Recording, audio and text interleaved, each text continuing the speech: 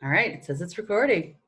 All right, thank you for joining us. As we've been saying, this is the first webinar in a series of webinars.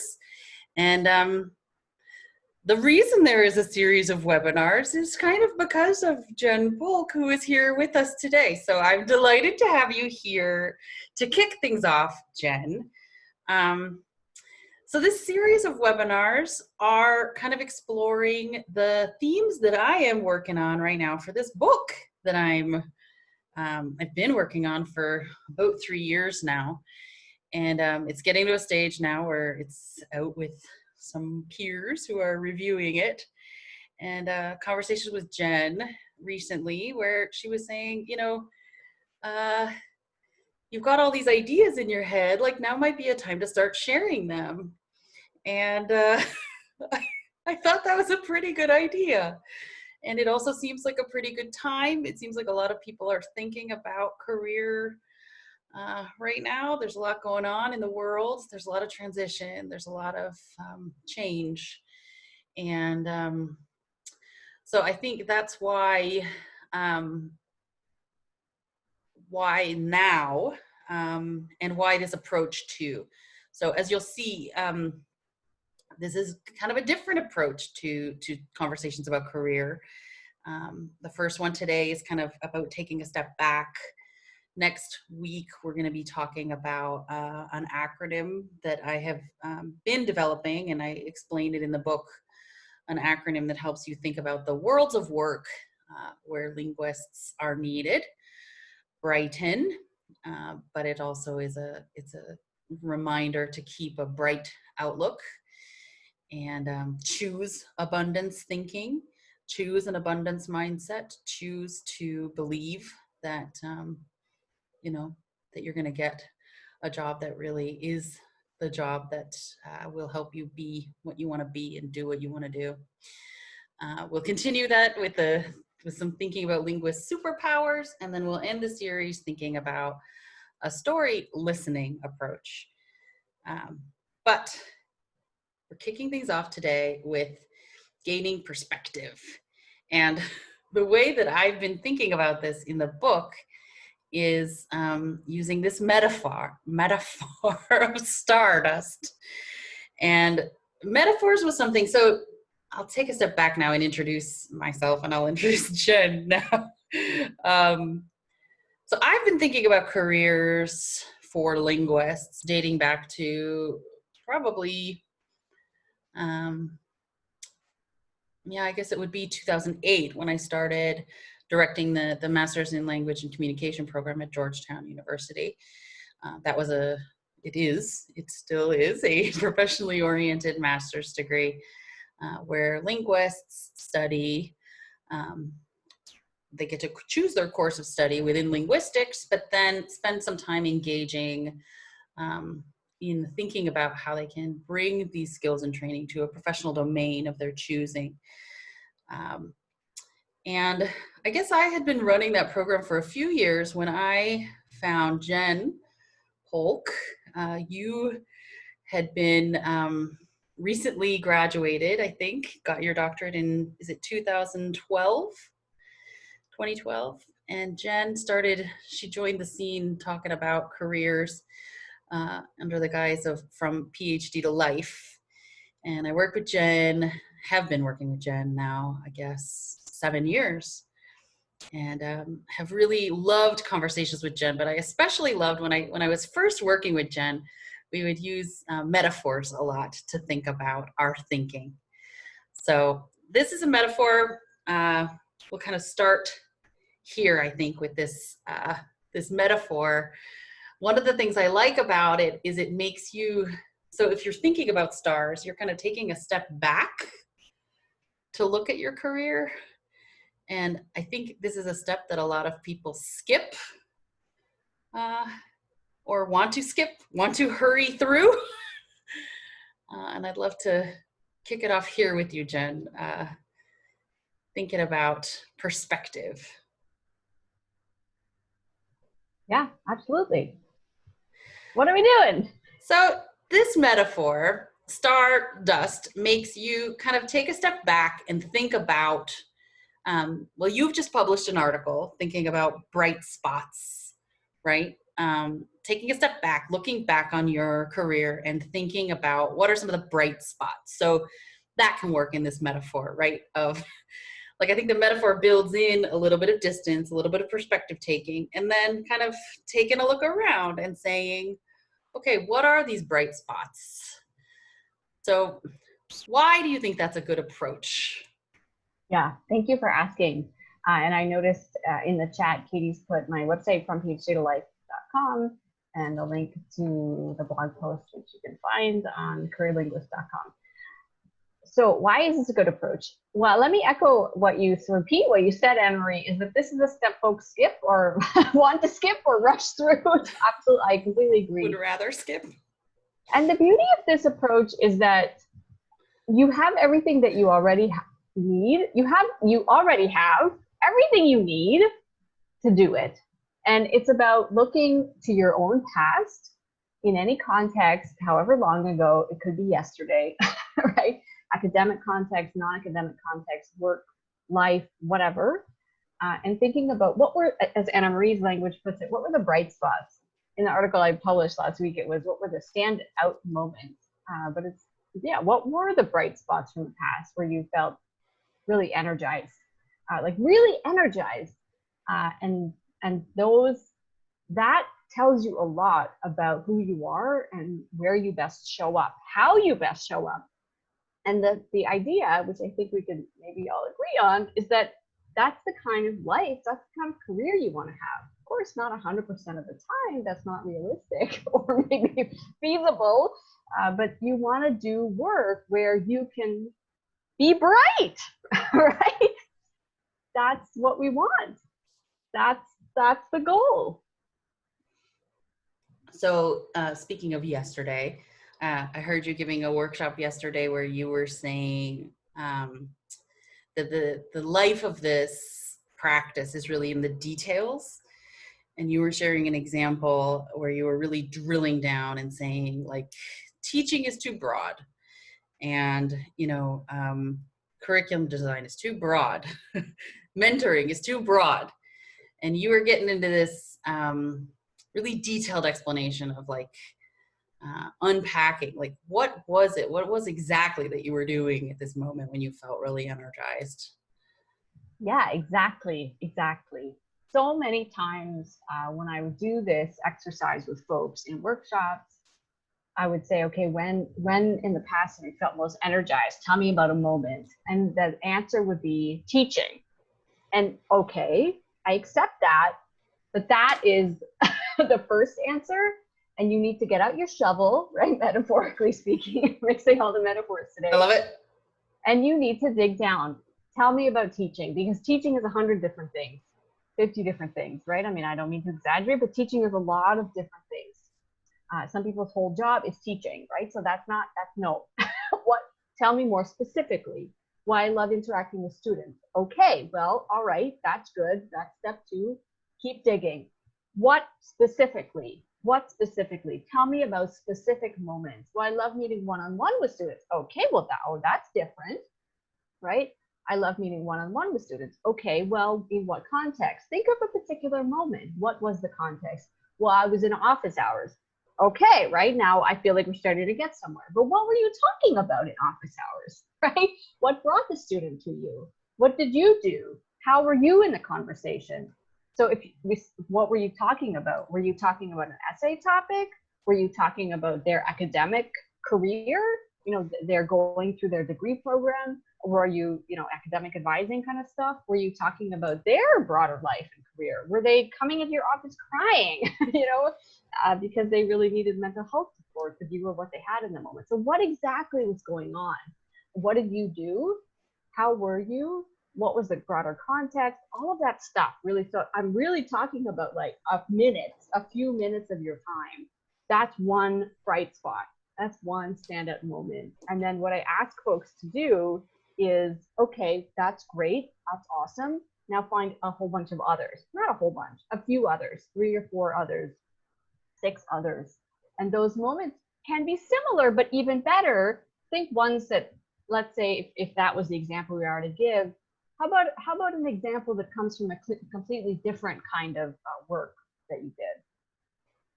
And I'm going on and on. And then you say, okay, what is similar between each one of these moments? What is surprising in these moments? What is radically different? What are some trends? What are some themes? And that's when you start to say, oh, I really come alive when. And so, right, from this really, really specific, you can then go broad. I love it. And then the next step is, once you know yourself in this way, you come out of the hole, right? Climb out of that hole you've just dug. I mean this in a good way. And then you can tell the world, this is where I best show up. This is how I am when I'm feeling really energized. Who should I talk to? What does this look like? You go online, you know, what were some keywords that might come out of that? You start your search from there. And this is where I was really looking forward to our conversation today, because you're so helpful at this stage of thinking, you know. So I have this information. How do I bring this to the world, right? Like, I'm thinking about a time that I did this recently, and I was realizing networking, again, that's a very big thing. And a lot of people might like networking for a lot of different kinds of reasons. But I really started recognizing I choose networking, like I build networking events, I do networking, like almost like breathing, like I don't even realize that I'm doing it, right? Like, so I found, I started, I repurposed that. That's not the word that I want, but I turned that on its ear, and I started looking then, like, who wants to hire a networker? I found this role of network weaver, which ended up being a whole world that I didn't even know existed. And like, there's a Network Weaver newsletter that I'm now subscribed to. And on the Network Weaver newsletter, like I applied for a job, but didn't get it. But over the course of doing all of that, I learned a lot about this community. I find now that they share lots of jobs. I read a 400-page book about being a network weaver. And I became convinced that this is a fantastic role. It's not a role I knew existed. It's not, and like, it doesn't exist. The thing about Network Weaver, and I wouldn't have found it if I had looked for this in another way, because it doesn't exist in any particular domain. It doesn't exist in an industry or a particular like field of work. It exists, it connects across. And I mean, this is part of why I started realizing this is kind of the future. And you see where this metaphor of the linking, the constellation starts to prime my thinking too.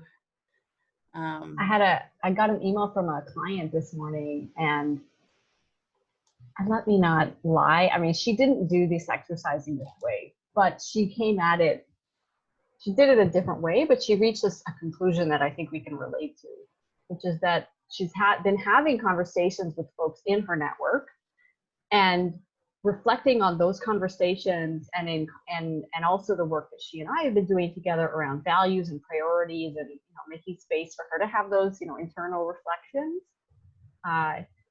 She had this breakthrough this morning that she was called to email me about it, and she's like, I'm in the wrong career path. I want to do this kind of work instead. And for her, it was great. She was like, this is a huge revelation. Right? This was a point I wanted to make sure to bring forward. Like, this can happen when you're in career transition, but it also should happen, I think, periodically, just as a stop, like stop and take stock and take, this metaphor works kind of well right now because we can say the whole cosmology has shifted. Like, that is, we don't know a lot of things, but we can say that for sure. Everything has changed. So like, now is a good time to take stock, whether you're in the midst of a career, whether you're trying to think about reshaping your specific duties on a particular job that you have, or maybe you want to reinvent your career entirely. What is this? So this person that came to you with this revelation that they're in the wrong career, what are they going to do with that? We'll see. Yeah, it's like very exciting. She's Yeah. excited about it. Well, and this is why I love working with you too, Jen. Like that's the abundance mindset, right? That like, that's a moment to be leaning into these moments rather than having that be like a holy moment. It's a moment to really like appreciate, feel grateful. I mean, it's good to know that you're in the wrong field. That's a good thing to know. You may not necessarily change right now. There's plenty of reasons why you might not want to. But if you can, and if you want to, and you choose to, and you can start building towards that. Yes, and in fact, that is what she said lower down in the email. Just, if I have to do this in the meantime in these ways, that's fine. But now I know, and I feel better. I mean, for her, I'm mixing metaphors. It's a way of grounding her.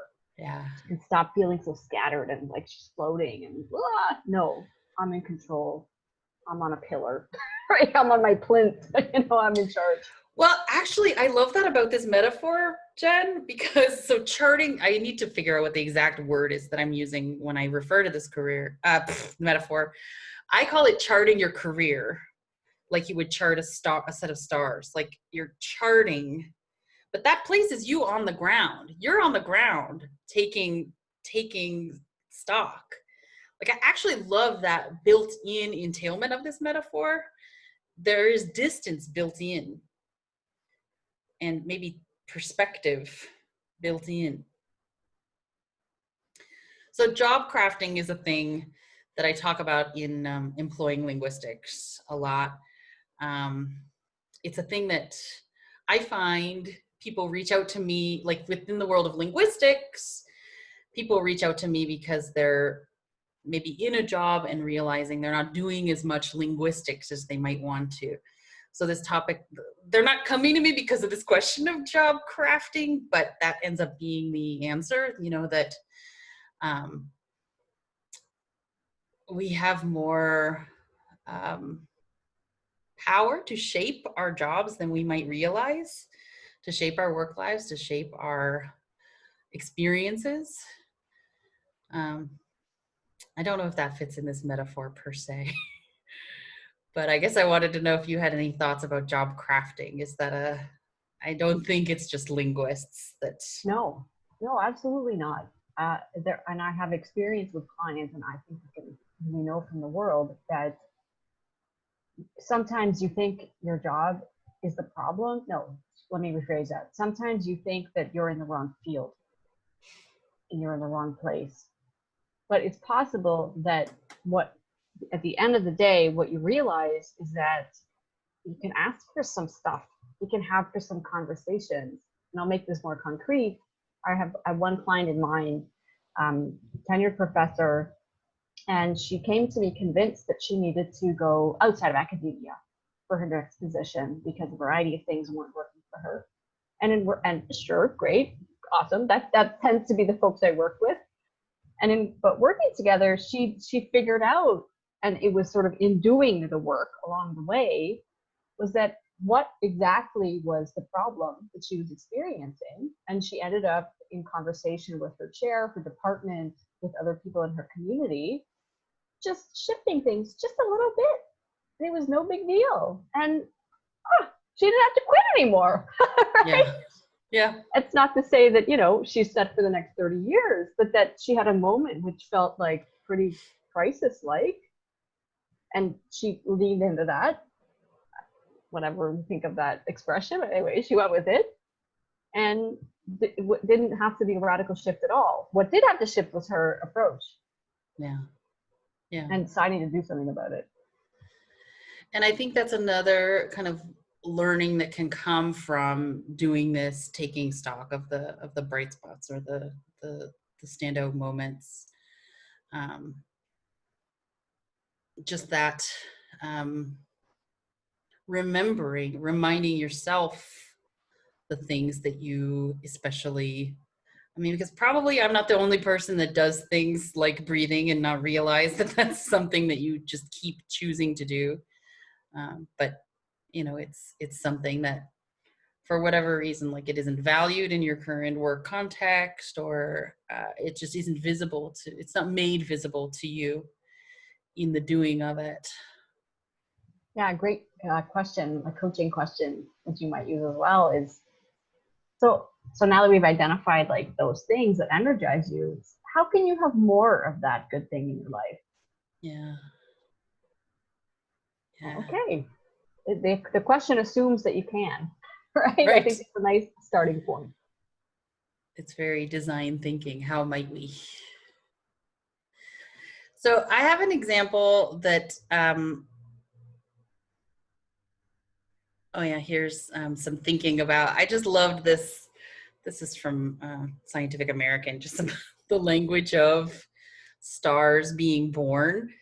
The reason I like this is the language of like squeezing and compression and reaction and fusion and outward pressure. Like, I think this is what it feels like. It doesn't necessarily feel, it's not always the most relaxing process to go through this, discovering your bright spots, right? Like you just described it as a moment of crisis, a moment of, it can feel like that. And I think we're told, I mean, we alluded to it before when we said a lot of people maybe jump over this part of the process. I think part of the reason is because it's agitating, it stirs you up. And I feel like we're told that that's not, you're not supposed to kind of live in that state of uncertainty. It's not a good thing. We're told that might indicate that there's a problem, or that you're wrong somehow. And I really, with the book, the thinking that I've been doing with this book, I chose deliberately to feature stories of people who are in transition, who are in, the process of figuring things out. They're in that that pressure and that force and the dynamic nature of this work. I don't know. Do you have any reactions to that piece of the metaphor, the idea that it kind of can feel uncomfortable? Absolutely. Absolutely. I mean, when you look at this and then you think, well, all I need to do is think about my skills. Oh, I don't mean to make light, that can also be difficult too. But yeah, anything that requires you to be uncomfortable, right? Yeah. And thinking about yourself, and well, it goes to all the things that we might imagine: identity, grief, shame, guilt, all of those bad feelings. Yeah. And it's funny, you and I have talked about this, people will reach out, so I've had this website, Career Linguist, now for, I guess, about a decade. People will reach out to me and they'll say like, oh, you're the person to come to for transferable skills. And I'll say, okay, yes, but it's not going to be the way that you think. Like, this conversation is not going to go the way you think it is going to go necessarily. Or someone will come to me because they want to think about, prepping for a job interview. I recently had this experience where it was in prepping for, I have a different way that I like to help people prep for a job interview that involves doing a pocket full of stories, but it was unearthing a story about what someone thought was a weakness that ended up turning into a major strength, that ended up being like the thing now that is something to be fronted, to like be put forward in a job interview, say, or on a cover letter, or prioritized in a resume. So, but I think there's no way out but through. You go through this kind of uncomfortable reaction. Is it a reaction? I think we need some scientists to help us out. I don't know. Well, so you shared a couple examples in your article, the University Affairs article, from your own path. I wonder if you would be willing to share a couple of those and how those have pointed you forward. Sure, yeah. So let me start with the one. I'm laughing because I'll give you an example that comes from my background as a history PhD. I don't know if linguists go to the archives. Maybe you do. Historians, not always, many historians go to the archives, and I always love the archives, right? Here's my I love teaching. Always love the archives. Okay, right? It's not good enough. So an example, it stands out, right? Standout moment. It stands out so clearly in my memory. I'm sitting in the National Archives in Ottawa. I forget what they call it these days. It's got a crappy name. Anyways, it's the National Archives. It's like right beside the Supreme Court and the Parliament buildings. It's very cool. I get excited when I tell a story and I go on and on. But okay, context is I'm in the archives. It's Sunday night. There's me. I'm the only researcher in the room. There's a security dude. He's not really security, but there's a dude there, and I'm reading letters, personal letters written by a Canadian soldier who was in the Russian, like eastern part of Russia. He was originally stationed in Vladivostok, which is near Japan. And he was writing letters to his sweetheart, as he called her, who was back in Northern Ontario. And I'm laughing because there was this one line in his letter that said he was as mad as a wet hen, and I burst out laughing. Now, the point is not that that line was really meaningful, but it's that it reminded me how much I just loved reading letters and diaries from folks written at the time. And when I thought about that moment and compared it to a few others, it was like that was always so exciting for me. That was my favorite. Yes, I read, newspaper articles, and those were cool, and I read academic books about this. Okay, but mostly I love the primary sources, and especially the personal primary sources. Those were the funnest. So I'll stop there. Then, anyways, yeah. So Anna Marie, you asked me what was the connection. So let me make a direct connection from that story to then what I do now. Because you might think, how does somebody who's an archives dork work as a life coach, career coach? Like, that doesn't make any sense. I don't go to the archives at all anymore, and I don't miss it.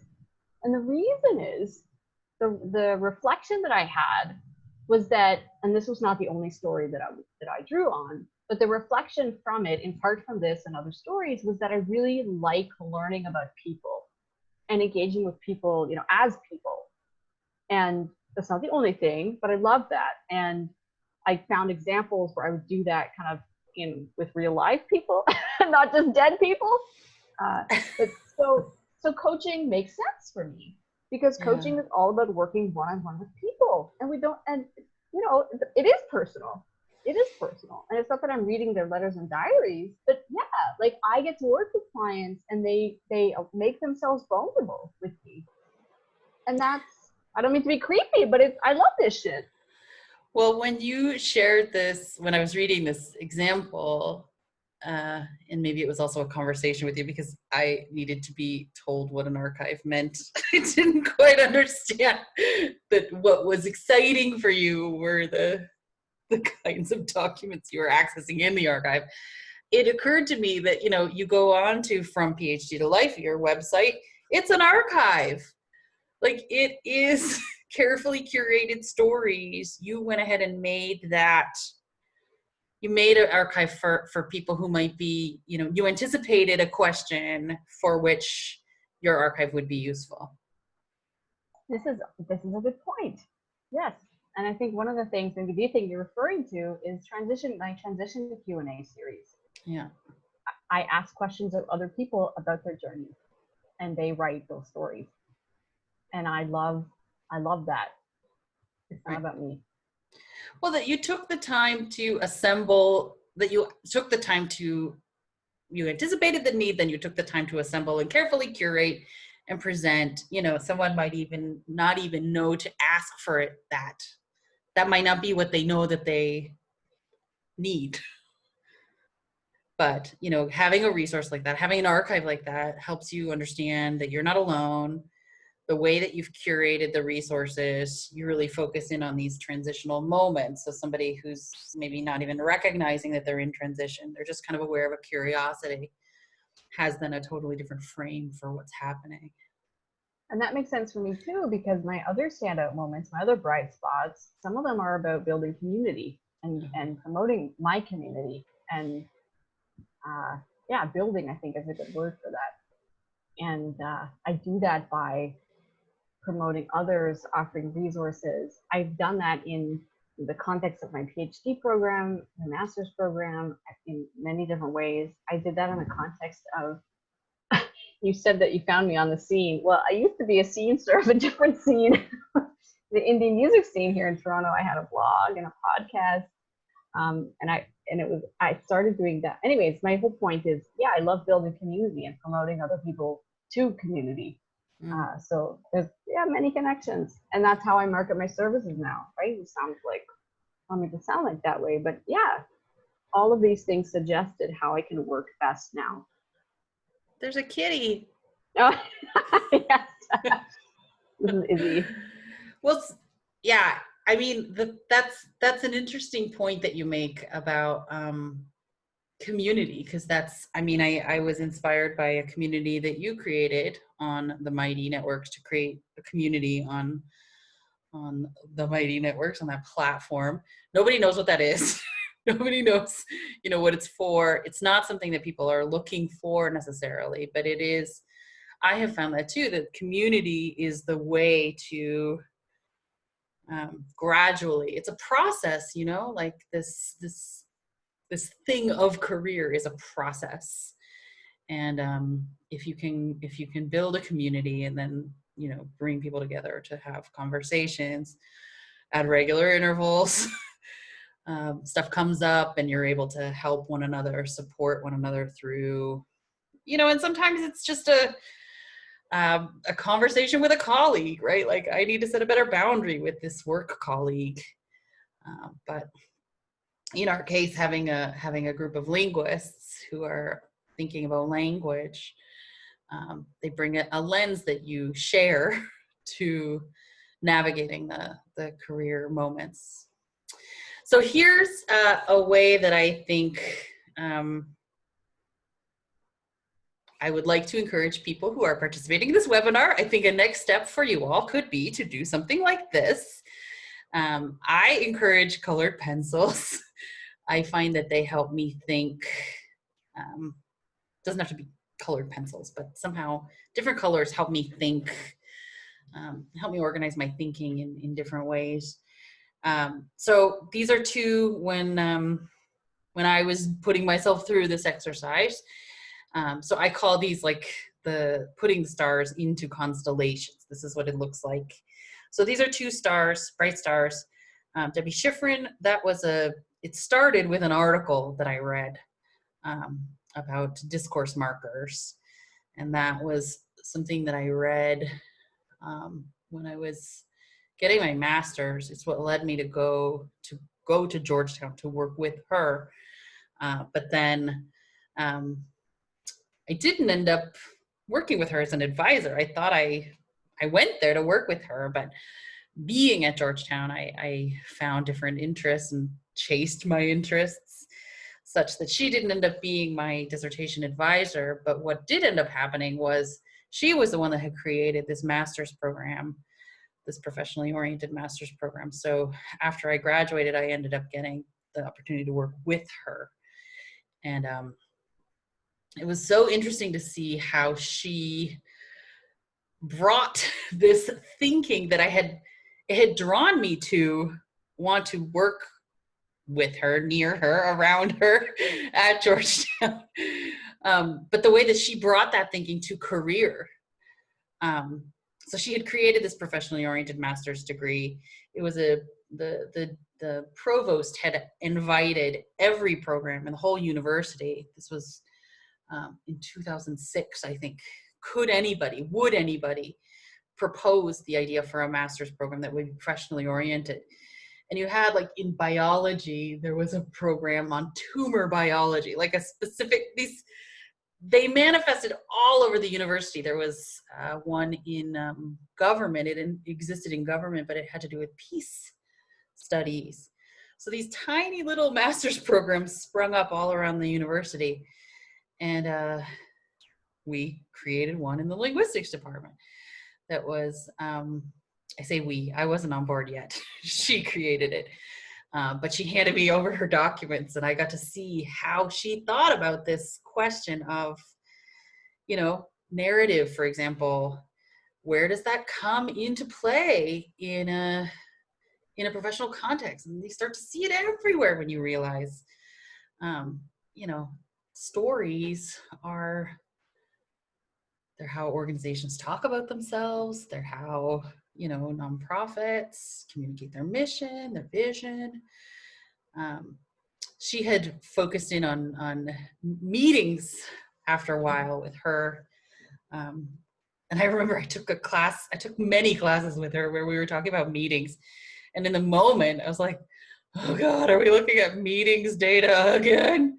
But like now here I am with some more wisdom and a decade later, and realizing, like, I heard somebody say this in an interview the other day, and it is so true that, like, allow me to witness a meeting at your organization and I can tell you everything that's happening in the culture of your organization. I can tell you the challenges that you have, the hierarchies that you operate, reify, repopulate. Yeah, so she's one of my bright spots. The other one here on this page, you see it's kind of a little purple box with different colored lines. So I think every linguist probably gets asked this question enough that they should have an answer. If you don't, start thinking about it. When was the moment that you decided that you were going to be a linguist? Or, you know, when did linguistics kind of grab your attention? And I flashed to this moment. It was studying for a final exam when I was taking my first linguistics class. And I took my first linguistics class when I was I was studying abroad in Costa Rica.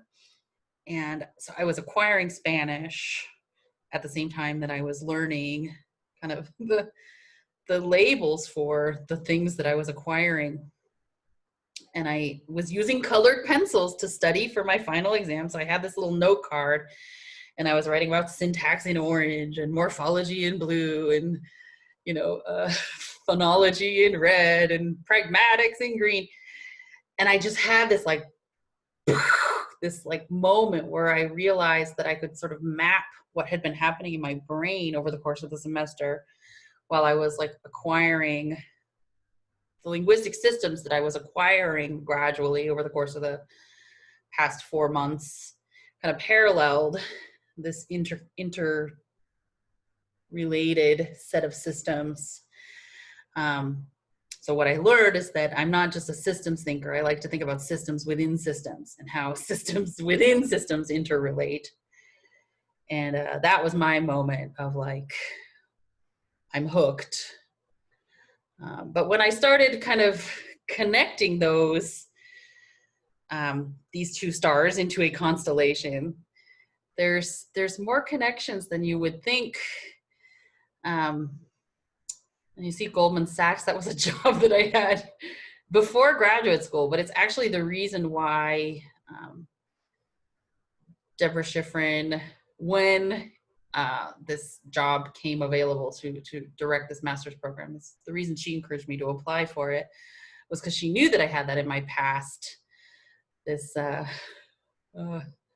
professional experience working in an investment bank, which you wouldn't think would be too connected with linguistics, but it turns out that it totally was. Anyways, I'm rambling. No, this is fantastic. I'm so excited.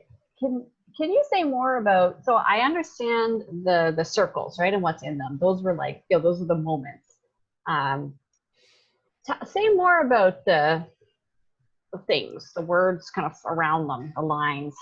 So it's what you describe as details. Like in your article, you say unpick the details, because it's really in the details of that. And there's much more to do. Like this is just, I just started barely here.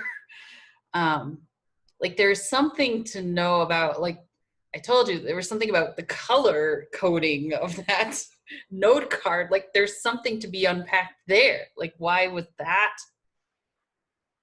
Why were colors helpful in organizing my thinking in that way? Because again, here we have colors organizing my thinking. I was kind of playing with different themes, even in the colors with which I was pulling out the constellations. But so, yeah, I was pulling out details, and then you'll see that not all of them have links. But as I was unpicking the details, some of them were, in the past, some of them were, before or after in time. Like I read discourse markers before I met Debbie Schifrin, but then because of working with Debbie Schifrin, I sort of caught her interest in careers was contagious. So, but that sort of led to her creating the MLC, which led to my interest in careers because I got that job.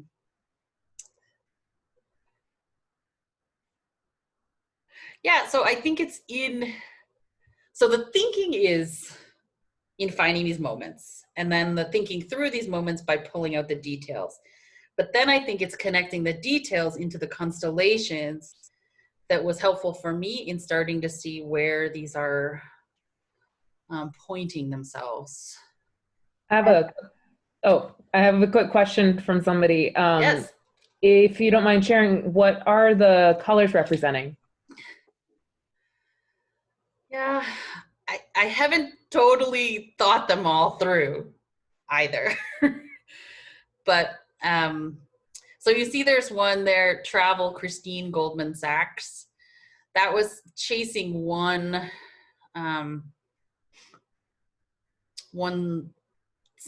story. Like, so it's one of the reasons. Okay, so I wrote that note card while I was studying abroad.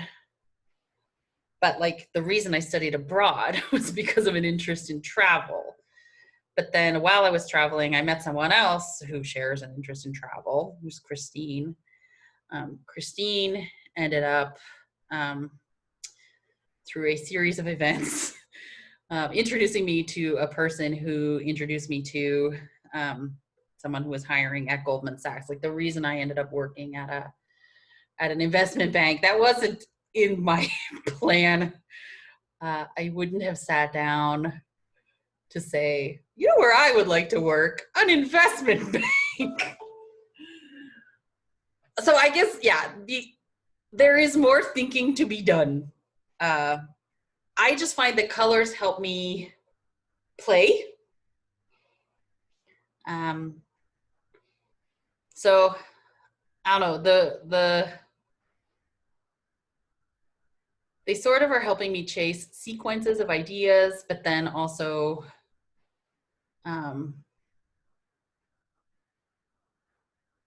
they help me think through connections. Like you'll see book and improv are both in red. In my first book, in Bringing Linguistics to Work, improv was a major theme that I explored in that book. Improv had been a major interest of mine, such that it became the topic of my dissertation. And it changed the way that I think so thoroughly that it ended up being kind of the storytelling theme that I use with my first book. But now, like I was doing this thinking as part of a second book, so I was kind of trying to pop that out so that I could maybe identify how my thinking is different now. Now it's more about storytelling, and that's why storytelling is in blue. I don't know, this is just, it's a work in progress, right? I said that I like to share things and stories in process. It's in process. What's one of the ways that I can see folks using this, and this gets to a pain point, a problem that many folks have. I'm thinking of folks that say to me, I've done all these like weird things that have no connection. And now I want to go into this totally different field. And I feel like it's right for me, but how do I tell that story in a way that's not going to sound insane? Yeah. And so this is what you're doing. So I see systems thinking connects different things. You know, as you fill out your constellation, you'll be able to tell the story and say, you know, in all or many or in my most significant, you know, experiences, I have always, or you know, I have learned that I do this, right? And then, Yeah. and this job a lot wants me to do that, right? And I think the colors help me pick out things that are maybe related or different, but actually sometimes the different. We did this, Katie just popped in. Her voice reminded me of a workshop that she and I gave last week about Pocket Full of Stories. When we do Pocket Full of Stories, we're listening to people tell different kinds of stories from different parts of their life. And we actually deliberately push together two very different things. Like, so it was a woman who was talking about an interest in soap making, and then at the same time was describing a competency that she gets celebrated for at work, having to do with the ways that she creates spreadsheets. So in the Pocket Full of Stories debrief, we said, is there anything about soap making that could help you think about why you're so good at? So like if different colors or whatever helps you think about disparate, they can also help you think about, okay, these two themes seem to be totally unrelated. But in that Pocket Full of Stories workshop, it ended up being so much fun for her, for all of us to listen to her thinking about how soap making actually was very similar to how she creates a spreadsheet. And can you imagine like showing up for a job interview and saying to somebody like, actually, you know, the way that I design a spreadsheet is very much informed by how I design soaps. Like, I know that everyone in that room is going to lean in that moment, back to leaning in, but also remember her afterwards in the conversations that are going to be happening. Like all the people that we talk to, the person that I remember is that lady that was talking about soap making. Like it just helps you. It helps you find creative connections. Your cover letters are going to be amazing. Right? So this is, and I welcome more questions in the chat. We're getting into that time where we will be wrapping up for the day, but there are more talks to come, as you saw. But yeah, I mean, this is why, Jen, you and I have talked about this too. Like, I don't necessarily want to be asked about, I don't want to spend my life helping somebody write a resume, because it starts somewhere else and it flows into the, right? Like, so that insight, that spark of an insight, that spark of a connection that we found by doing this work over here is what's going to make your resume more interesting, and your cover letter and your interview And your career and your life. Yeah. Oh yeah, that too. So Yeah. it's almost like this is about kind of creating a career that you enjoy, almost as if it's actually for you. Yeah. So much of the folks that you and I'm assuming we both interact with, so many of them, they feel that they're not in control. And yeah, of course, it's not up to you whether you get hired. But that's, sure, you can't control that. But you can control the stories you tell, what you put out there, you know, stories or otherwise, who you decide to interact with, where you put your energy, what you know about yourself, all of these things. And if you can shift your mind and say, you know, actually I am in charge, I am in control, this is what I want, and then you start from there, then you do all the things you need to do. I think it's going to be helpful. I mean, I know it's going to be helpful. It's just a better position. I love that. That makes sense? I love that as a place to start wrapping things up. So as I say, next week, We're going to be talking about Brighton, which again, this is so business, research,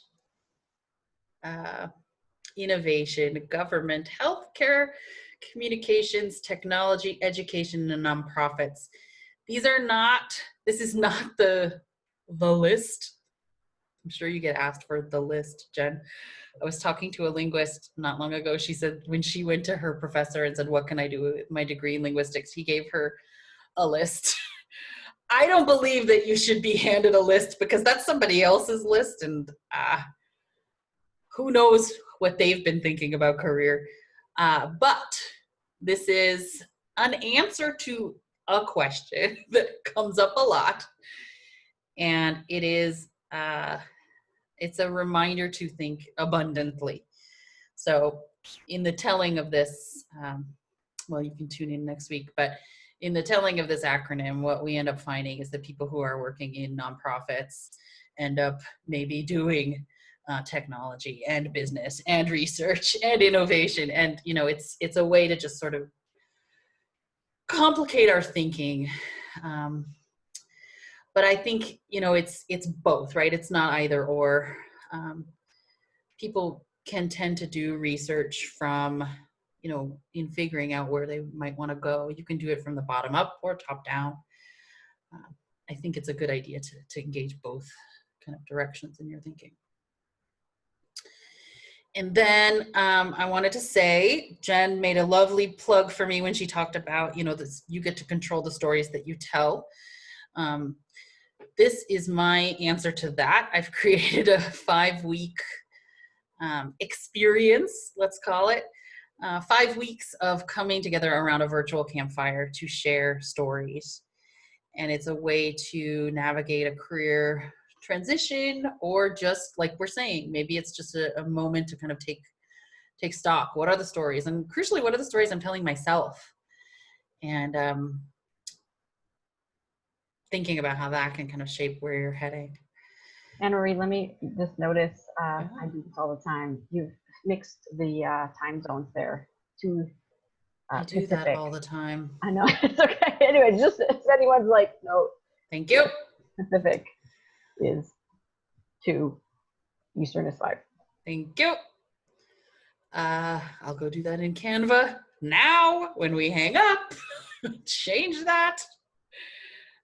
So there's a career camp starting in September, September 4th, at this same time slot, which is 2 p.m. Pacific, 5 p.m. Eastern.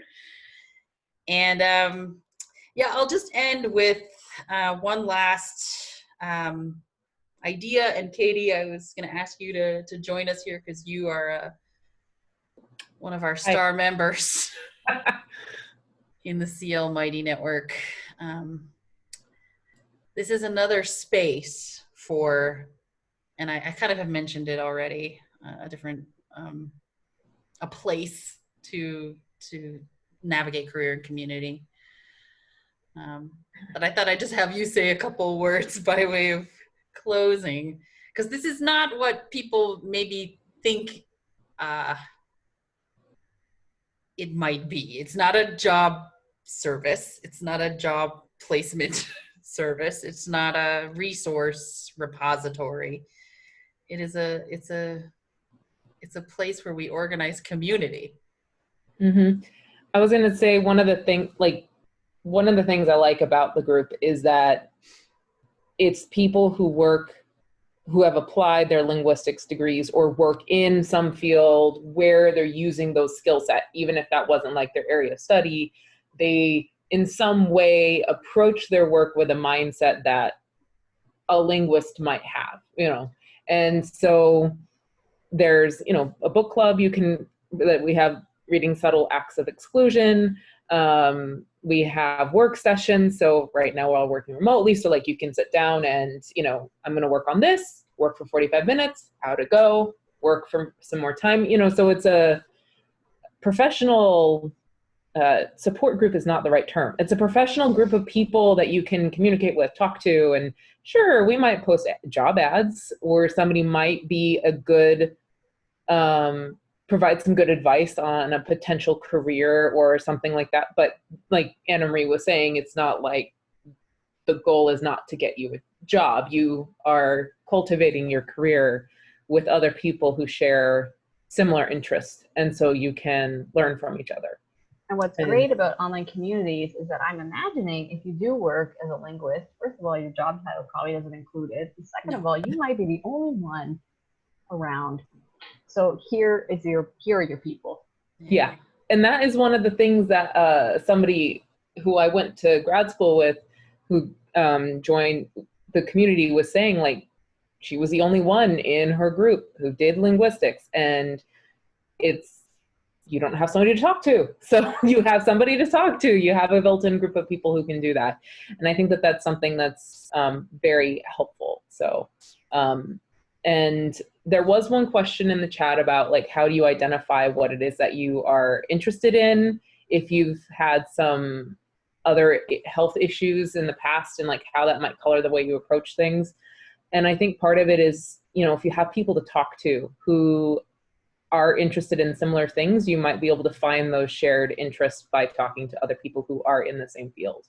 And so that is something that can be of help in identifying things that you can